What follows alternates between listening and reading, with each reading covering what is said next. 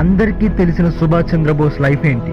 కాంగ్రెస్ నుండి బోస్ని తీసేయడం, బోస్ సేన, బోస్ హిట్లర్ని కలిశాడు, బోస్ తప్పిపోయాడు, రీసెంట్గా 1947 తర్వాత కూడా బోస్ బ్రతికే ఉన్నాడు. వీటన్నిటి మధ్యలో ఉన్న కథ తెలుసా? బోస్ ప్రేమ, బోస్ కష్టం, బోస్ త్యాగం తెలుసా? అసలు హిట్లర్ని ఎలా కలిశాడు? బోస్ సేన స్టార్ట్ చేశాడు, కానీ సింపుల్గా అయిందా? మనకి తెలియని బోస్ కథ తెలుసుకుందామా? Let's start travelling.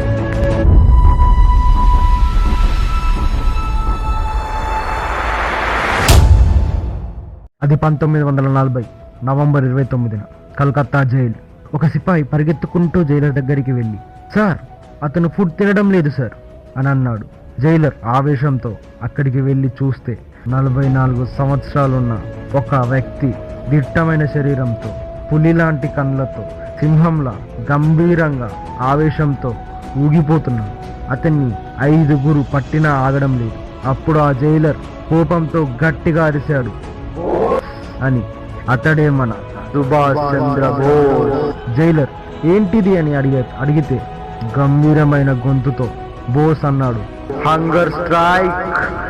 వెంటనే ఆ జైలర్ ఆ న్యూస్ గవర్నర్ ఆఫ్ కలకత్తాకి పంపాడు. అది చూసిన పిఏ, బోస్ని చంపేద్దాం సార్ అని గవర్నర్తో అన్నాడు. అప్పుడు ఆ గవర్నర్ నవ్వుతూ, dead body of Bose is more dangerous than Bose అని బోస్ని విడుదల చేసి తన ఇంటి చుట్టూ సెక్యూరిటీని పెట్టాడు. అప్పుడు బోస్కి వచ్చిన లెటర్ బ్రిటిషర్స్కి దొరికింది. మహాత్మా గాంధీ రాశాడు, బోస్ బాబు, భారతదేశాన్ని ఐక్యం చేస్తున్న మీటింగ్కి నువ్వు వచ్చి పాల్గొనాలి. నీ చేరిక కొత్త ఉత్సాహం తెస్తుంది రాశారు. అది చూసిన బ్రిటిషర్స్ బోస్ ఇంటి చుట్టూ బందోబస్తు పెంచారు. కానీ బోస్ ఆలోచనల్లో వీటికి అతీతంగా ఉంది. ఆ రోజే బోస్ సేనకు భారతదేశ స్వతంత్రానికి నిజమైన పునాదులు పడింది. దానికోసం బోస్ మాస్కో వెళ్ళాలనుకున్నాడు, కానీ ఈ విషయం బయటకు వెళ్ళకూడదని ఒక ప్లాన్ వేశాడు. ఆ తర్వాత రోజు తెల్లారి కుటుంబ సభ్యులు అందరినీ పిలిచి, బోస్, నేను సన్యాసం తీసుకుంటానని చెప్పారు. దానికోసం నేను 30 రోజుల వరకు ఒక పూట అన్నం తింటూ నా గదిలో నుంచి బయటికి రాను అని చెప్పారు. ఈ విషయం బ్రిటిష్ జనరల్ వరకు వెళ్ళి వాళ్ళు సుభాష్ చంద్రబోస్ నోరు మూసేశాం అని ఆనందపడ్డారు. అదే రోజు రాత్రి బోస్ తన కారులో ఇంటి నుండి తప్పించుకొని వెళ్ళాడు. ఆ తర్వాత రోజు బోస్ వాళ్ళ అన్న కొడుకింటికి మొహమ్మద్ జియాజ్ అనే పేరుతో ఇన్సూరెన్స్ ఏజెంట్లా వెళ్ళి అక్కడే ఒక రోజు ఉండి ఆ రోజే రాత్రి ట్రైన్ ఎక్కాడు నేతాజీ. పెషావర్కి ప్రయాణం మొదలైంది. అక్కడ బోస్ ఏం చేశాడు, మాస్కోకి వెళ్ళడానికి పెషావర్కి ఏం సంబంధం, బోస్కి ఎదురైన కష్టాలు ఏంటి, నెక్స్ట్ ఎపిసోడ్లో తెలుసుకుందాం. Please support me, like, share, subscribe.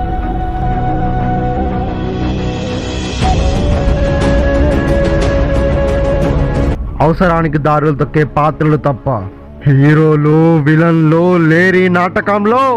Subhash Chandrabose journey పూర్తయ్యేటప్పటికి మనం తెలుసుకునే నిజం ఇదే. ఎలానో చెప్తా వినండి. పెషావర్లో షాషా అనే వ్యక్తి సుభాష్ చంద్రబోస్ రాక కోసం వెయిట్ చేస్తున్నాడు. ట్రైన్ పెషావర్ చేరుకుంది. షాషాకి బోస్కి సంబంధం లేనట్టు ఇద్దరు వేరు రిక్షాలో తాజ్మహల్ హోటల్కి వెళ్ళారు. సుభాష్ చంద్రబోస్ ఆ రోజు రాత్రి అక్కడే గడిపారు. ఆ తర్వాత రోజు తెల్లవారగానే. ఈ ఎపిసోడ్ కన్నా ముందు ఏం జరిగిందో తెలియాలనుకుంటే పైన కార్ట్లో ఫస్ట్ ఎపిసోడ్ ఉంది, వెళ్ళి క్లిక్ చేయండి. So let's start our journey. తెల్లవారింది. తెల్లవారగానే ఎవరో తలుపు కొడుతున్న శబ్దం. బోస్ వెళ్ళి చూస్తే అతనే ఆవాద్ ఖాన్, కీర్తి కిసాన్ పార్టీకి సెక్రటరీ. ఆవాద్ ఖాన్ బోస్ని తన ఇంటికి రావాల్సిందిగా కోరారు. ఆవాద్ ఖాన్ ఇంటికి వెళ్ళగానే అక్కడ షాషా ఉన్నాడు. బోస్ షాషాని ఇక్కడికి ఎందుకు వచ్చారు అని అడిగారు. పెషావర్ నుండి నాకు మాస్కో వెళ్ళడానికి నీ సహాయం కావాలి షాషా అని అన్నారు బోస్. ఆవాద్ ఖాన్, మీ పార్టీ ద్వారా మాస్కోకి వెళ్ళొచ్చు కదా అని అన్నాడు షాషా. అప్పుడు వెళ్ళొచ్చు, కామ్రేడ్ రామ్జీ తీసుకెళ్ళగలడు, కానీ అతను అరెస్ట్ అయ్యాడు అని చెప్పాడు ఆవాద్ ఖాన్. కానీ ఒక్కడున్నాడు నిన్ను తీసుకువెళ్ళేవాడు, అతనే భగత్ రామ్ తల్వార్ అని అన్నాడు ఆవాద్ ఖాన్. భగత్ రామ్ తల్వార్ని అక్కడికి పిలిచారు. అప్పుడు సుభాష్ చంద్రబోస్, భగత్ రామ్, నాకు నీ సహాయం కావాలి మాస్కో వెళ్ళడానికి అని అన్నారు. అప్పుడు భగత్ రామ్, మాస్కోకి ఆఫ్ఘాన్ నుండి కూడా వెళ్ళొచ్చు, అక్కడికి వెళ్ళాలంటే ఆఫ్ఘాన్ లాంగ్వేజ్ వచ్చి ఉండాలి, బార్డర్ దాటాలంటే ఆఫ్ఘాన్ లాంగ్వేజ్ మాట్లాడాల్సిందే అని అన్నాడు భగత్ రామ్. కానీ సుభాష్ చంద్రబోస్కి ఆ భాష రాలేదు. ఏం చేయాలా అని ఆలోచిస్తుంటే అప్పుడు షాషా ఒక మంచి ఐడియా ఇచ్చాడు. అదేంటంటే సుభాష్ చంద్రబోస్ భగత్ రామ్కి మామయ్య అని మొహమ్మద్ జియాజుద్దీన్, ఈయనకు 30 సంవత్సరాల నుండి మాట రావడం లేదు, అందుకనే బాబాకి చూపిస్తే మాట వస్తుందని చెప్పి తీసుకెళ్ళొచ్చు అని అన్నాడు షాషా. ఆ ప్లాన్ తో పెషావర్ నుండి ఆఫ్ఘాన్ కి బయలుదేరారు భగత్ రామ్ తల్వార్, సుభాష్ చంద్రబోస్, మొహమ్మద్ జియాజుద్దీన్ గా. సుభాష్ చంద్రబోస్, భగత్ రామ్ తల్వార్ బార్డర్ దాటుతుంటే ఒక హవాల్దార్ వచ్చి ఆపాడు. ఆపి మీ పేర్లేంటి అని అడిగాడు. అప్పుడు భగత్ రామ్ తల్వార్, నా పేరు భగత్ రామ్ తల్వార్ అని అన్నాడు. బోస్ని పేరు అడిగితే వెంటనే భగత్ రామ్ తల్వార్, తను మా మామయ్య, 30 సంవత్సరాలుగా మాట రావటం లేదు, అందుకనే షాహిర్ బాబా అని ఆఫ్ఘాన్లో ఉన్నాడు, ఆయన దగ్గరికి తీసుకెళ్తే మాట తిరిగి వస్తుందట అని తెలిసింది, అందుకనే తీసుకెళ్తున్నాను అని అన్నాడు. అప్పుడు ఆ హవాల్దార్ బోస్ నాలుకను లాగుతూ బోస్ని కొడుతూ చాలా హింసించాడు. కానీ బోస్ తిరిగి మాట్లాడలేదు, తిరిగి దాడి చేయలేదు. అప్పుడు తన మనసులో మెదులుతున్న ఒకే ఒకటి, నా భారతదేశ శృంఖలాన్ని నేను తెంపాలి, నా భారతదేశాన్ని రక్షించుకోవాలి అని మెదులుతుంది. ఎంతకీ సుభాష్ చంద్రబోస్, భగత్ రామ్ తల్వార్ నోరు విప్పకపోవడంతో ఆ హవాల్దార్ వదిలేశాడు. అప్పుడు భగత్ రామ్ తల్వార్, సుభాష్ చంద్రబోస్ ఆఫ్ఘాన్లోకి అడుగు పెట్టారు. ఆఫ్ఘాన్లో జరిగిన సంఘటనలు సుభాష్ చంద్రబోస్ జీవితాన్ని పూర్తిగా మార్చేశాయి. సుభాష్ చంద్రబోస్ జీవితం పూర్తిగా మలుపు తిరిగింది ఇక్కడే. బోస్కి ఎదురైన సంఘటనలు ఏంటి, అవి బోస్ జీవితాన్ని ఎలా మార్చేశాయి, మాస్కోకి బోస్ వెళ్ళాడా లేదా, నెక్స్ట్ ఎపిసోడ్లో తెలుసుకుందాం. సంధ్యవేళలో చీకట్లు కమ్ముతుంటే సూర్యుడు మరుగైనాడు అనుకున్నట్లు సుభాష్ చంద్రబోస్ కూడా మరుగైనట్టు అందరినీ నమ్మించాడు. కానీ ఆ మరువైపు కారు చీకట్లను తరమడానికి భగభగమండే భగవాన్ స్వరూపంలా సన్నద్ధమవుతున్నాడు అని ఎవరికీ తెలియదు.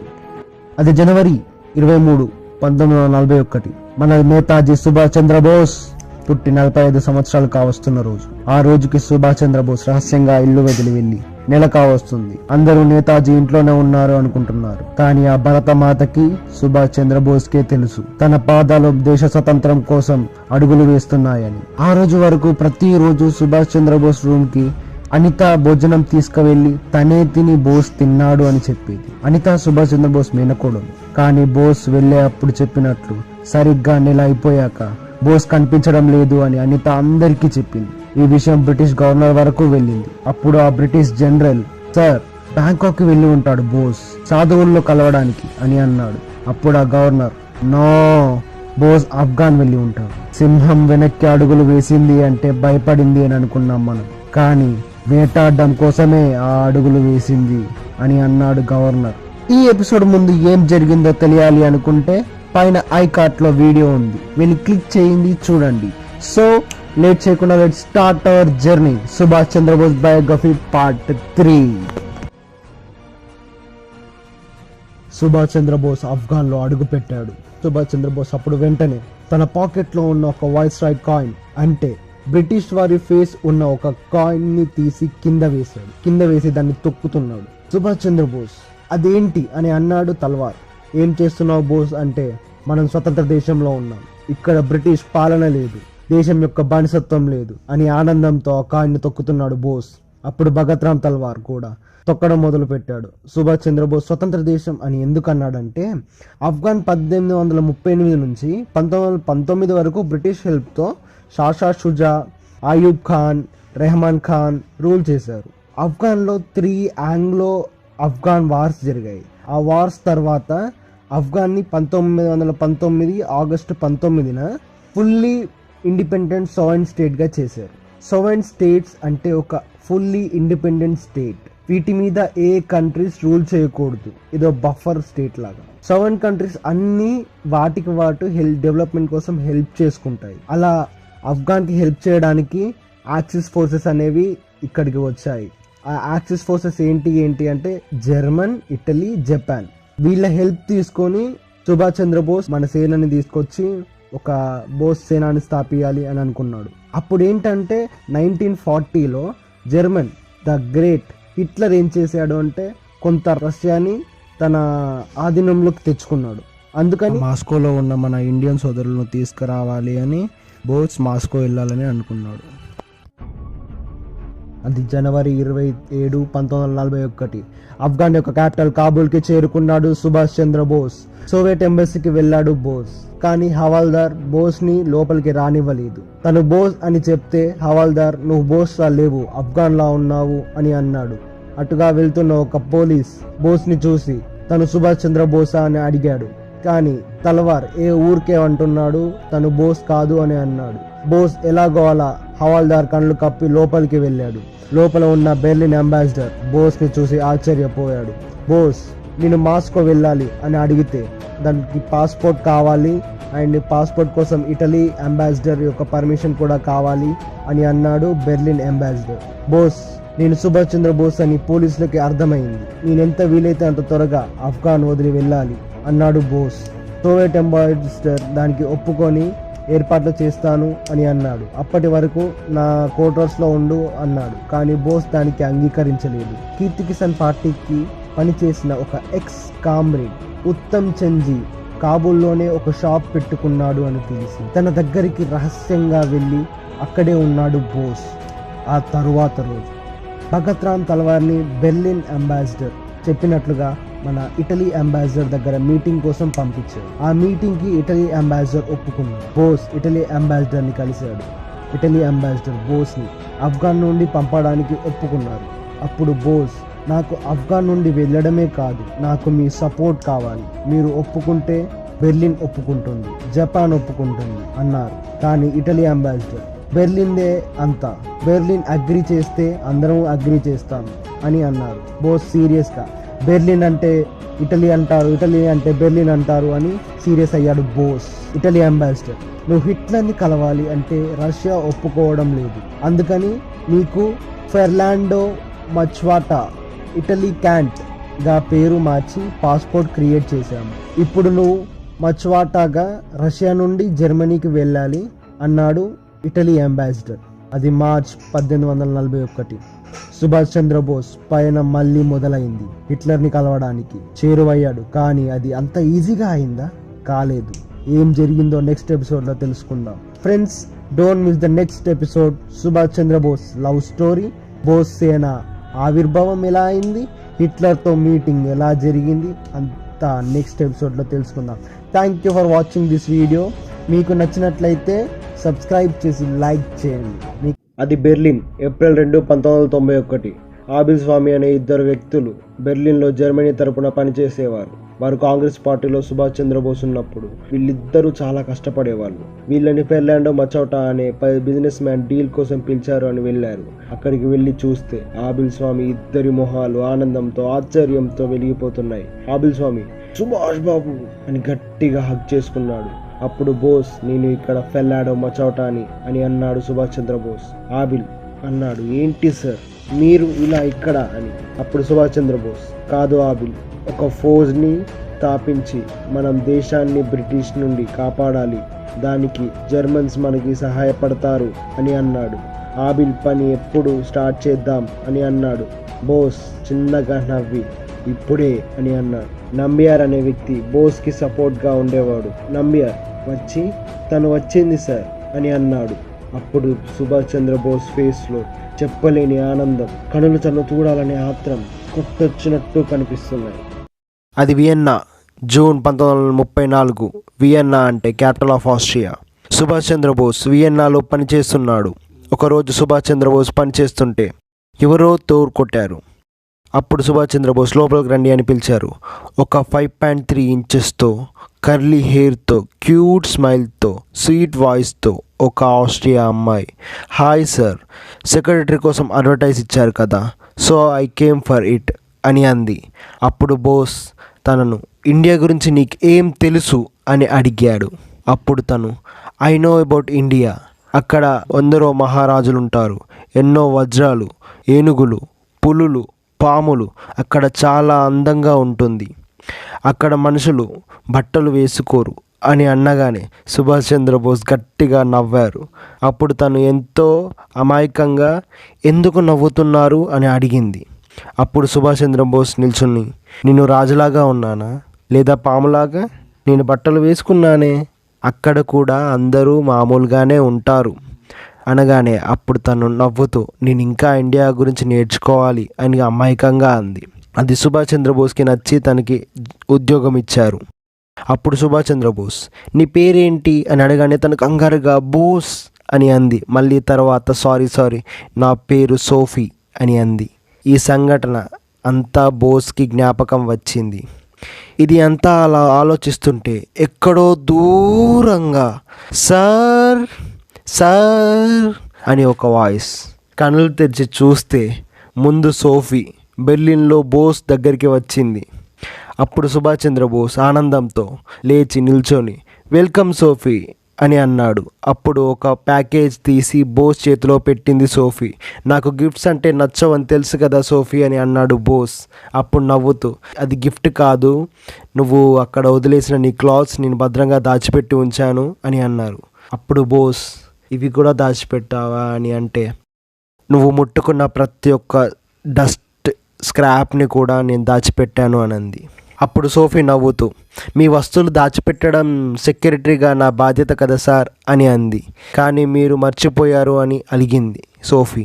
అప్పుడు బోస్ ఏంటి అని అడిగితే ఇండియా వెళ్ళాక నాకు బ్యాంగిల్స్ తెస్తాను అన్నారు అని అంది. అప్పుడు బోస్ నవ్వుతూ నీలోని చిన్నపిల్ల ఇప్పటి వరకు ఉండదు అని అనుకున్నాను, అందుకే తేలేదు అని అన్నాడు బోస్. అలా కాలం గడుస్తూనే ఉంది, వాళ్ళ మధ్య పరిచయం పెరుగుతూనే ఉంది. అలా ఒకరోజు సుభాష్ చంద్రబోస్ మెడిటేషన్ చేస్తుండగా సోఫీ అక్కడికి వెళ్ళి పక్కనే కూర్చొని ఏం చేస్తున్నావు ఈ చీకట్లో, దేవుడితో మాట్లాడుతున్నావా అని అంది సోఫీ. కాదు, నా ఆలోచనలన్నీ ఒక చోట దగ్గరికి తెస్తున్నాను అని అన్నాడు బోస్. మన ఆలోచనలన్నీ దగ్గరికి తెస్తే ఆ దేవుడు నేనేం కోరుకుంటానో తెలుస్తుంది. నేను ఎప్పుడైనా ఒక పని చేస్తున్నప్పుడు ఏదో ఒకటి నా దారిలోకి అడ్డం వస్తుంది. బ్రిటిషర్స్లో భయం ఉంది, ఇండియన్స్లో ధైర్యం ఉంది, మన చేతి అంచుల్లో ఫ్రీడమ్ ఉంది. కానీ గాంధీ ఆలోచనలో వేరుగా ఉంది. అందుకే నేను కాంగ్రెస్ నుండి బయటికి వచ్చాను. దెన్ రష్యా హెల్ప్ కోసం వెళ్ళాను. కానీ కమ్యూనిస్టు వాళ్ళ స్వలాభం కోసం నా ఆలోచనలు మరుగుపడిపోయాయి. ఇప్పుడు బోస్ సేన సిద్ధం చేద్దామనుకుంటే హిట్లర్ రష్యాపై దాడి చేస్తున్నాడు. అప్పుడు సోఫీ హిట్లర్ హెల్ప్ అడగొచ్చు కదా అని అంది. అప్పుడు బోస్ హిట్లర్ హెల్ప్ చేయడు, తను హెల్ప్ చేసే స్వభావం కాదు అని అన్నాడు. అప్పుడు సోఫీ నవ్వుతూ పాము విషానికి విరుగుడు పాము విషమే అని అంది. అప్పుడు బోస్ నేను హిట్లర్ని కలుస్తాను అని అన్నాడు. అప్పుడు సోఫీ సుభాష్ చంద్రబోస్ని గట్టిగా పట్టుకొని నువ్వు హిట్లర్ని కలిసే ముందు నీ ఫ్యామిలీ గురించి ఆలోచించాలి అని. అప్పుడు బోస్ ఏంటి అని అంటే నువ్వు నాన్నవు కాబోతున్నావు అని అంది సోఫీ. అప్పుడు ఆనందంతో బోస్ గట్టిగా హగ్ చేసుకొని నీకు ఏం కావాలి చెప్పు అని అడిగాడు. అప్పుడు సోఫీ నాకు ఇండియా స్టైల్లో మ్యారేజ్ కావాలి అని అంది. అప్పుడు వాళ్ళ పెళ్ళి ఎలా జరిగిందో తెలుసా? మొత్తం పూలతో డెకరేట్ చేసిన పందిరి, బాజా భజంత్రీల మధ్యలో సాంప్రదాయబద్ధంగా Subhash Chandrabose Sophie love story ఒక ఫ్యామిలీ స్టోరీగా మారింది. మ్యారేజ్ అయిపోయాక వారం తరువాత సుభాష్ చంద్రబోస్ ఫ్రెండ్ వచ్చి బోస్ హిట్లర్ని మీటింగ్కి ఒప్పుకున్నాడు, రేపు కలవడానికి ఒప్పుకున్నాడు అని అన్నాడు. ఆ తర్వాత రోజు తెల్లవారింది.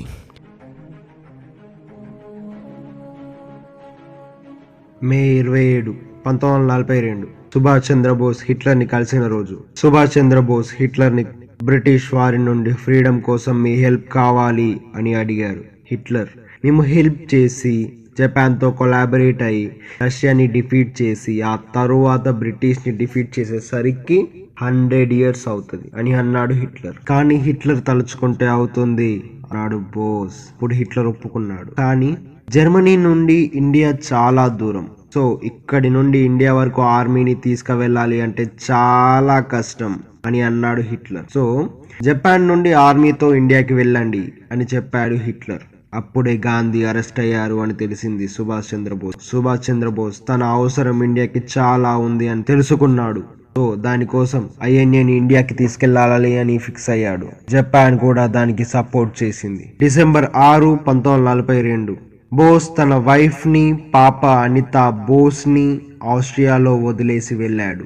సారీ ఫ్రెండ్స్, నేను ప్రీవియస్ ఎపిసోడ్ లో Subhash Chandrabose wife name Sophie అని చెప్పాను. అది సోఫీ కాదు, అది ఎమేలీ. అయితే సుభాష్ చంద్రబోస్ వెళ్ళిపోయే ముందు ఎమేలీకి ఒక లెటర్ ఇచ్చాడు. ఎమేలీ సుభాష్ చంద్రబోస్ వెళ్ళిపోయాక ఆ లెటర్ ఓపెన్ చేసి చదివింది. ఆ లెటర్ లో ఏముందంటే, అన్నయ్య నేను ఇక్కడ పెళ్లి చేసుకున్నాను, తన పేరు సోఫీ. ఒకవేళ నేను తిరిగి రాకపోతే నా భార్యని నా పిల్లల్ని మీరే జాగ్రత్తగా చూసుకోవాలి, మన కుటుంబంలో ఒకరిలా చూసుకోవాలి అని రాశాడు సుభాష్ చంద్రబోస్. 1943 ఫిబ్రవరి 8 కీల్. సుభాష్ చంద్రబోస్ సబ్మెరైన్ లో జపాన్ కి బయలుదేరాడు. కీల్ నుండి జపాన్ కి వెళ్లాలంటే యూరోప్ నుండి యునైటెడ్ స్టేట్స్ నుండి వెళ్ళాలి. దారి మధ్యలో ఎన్నో ఆటంకాలు, ఎంతో మందితో యుద్ధాలు జరిగి సప్త సముద్రాలు దాటి ఇండోనేషియాకి మే 6, 1943 చేరుకున్నాడు సుభాష్. అక్కడ ఇండియన్స్ తో ఒక ఆర్మీ స్థాపించారు. వాళ్ళందరికి బోస్ మాటలు స్వతంత్రం కోసం ఆశలు రేగాయి. అక్కడి నుండి బోస్ టోక్యో వెళ్లి ప్రైమ్ మినిస్టర్ ని కలిశాడు. ప్రైమ్ మినిస్టర్ కూడా వాళ్ళ ఫోర్సెస్ బోస్ తో పంపడానికి ఒప్పుకున్నారు. Singapore head quarters INA July 9, 1943. INA అంటే ఇండియన్ నేషనల్ ఆర్మీ. మనం దాన్ని బోస్ సేన అని కూడా పిలుస్తాం. INA కర్నల్స్ తో మీటింగ్ పెట్టాడు సుభాష్ చంద్రబోస్. బ్రిటిష్ తో పోరాడడానికి మన వద్ద 1000 మంది మాత్రమే ఉన్నారు అని అన్నారు కర్నల్స్. అప్పుడు బోస్ జపాన్ లో 3 లక్షల మంది ఇండియన్స్ బ్రతుకుతున్నారు. వాళ్ళు ఏదో పనులు, మామూలు కూలి పనులు చేసుకొని బ్రతుకుతున్నారు. వాళ్ళందరినీ తీసుకొద్దాం, వాళ్ళందరినీ INA లో చేర్పిద్దాం.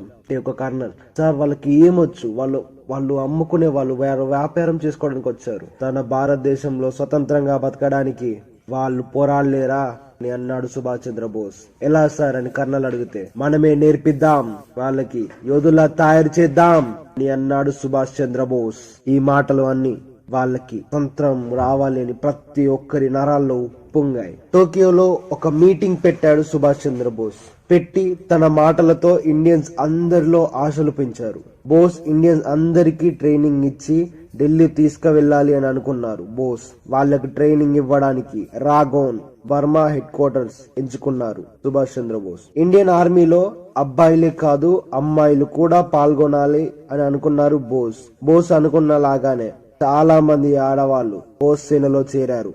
జనవరి 1944 బోస్ సేన సిద్ధమైంది. యుద్ధం మొదలైంది. బోస్ సేన విజృంభించారు. ఒక్కొక్క సిపాయి ఆకలి పట్టిన ఒక్కొక్క పులిలా పోరాడుతున్నాడు. మొరాంగ్ ని సొంతం చేసుకున్నారు బోస్ సేన.